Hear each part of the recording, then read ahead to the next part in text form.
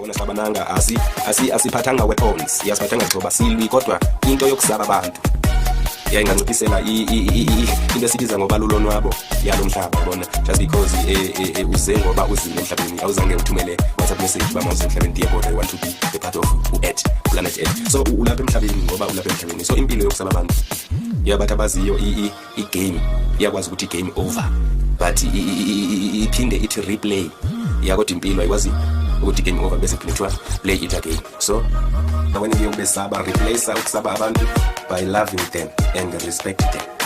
Yeah, that's what the God principle number 3 said.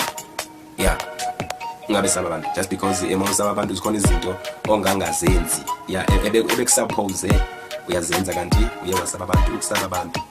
It's not your party but party yakho kubathini ubathanda ubahloniphe. That's only sithi sosaba abantu sithi ukuthi kuyaliwa yabona sabananga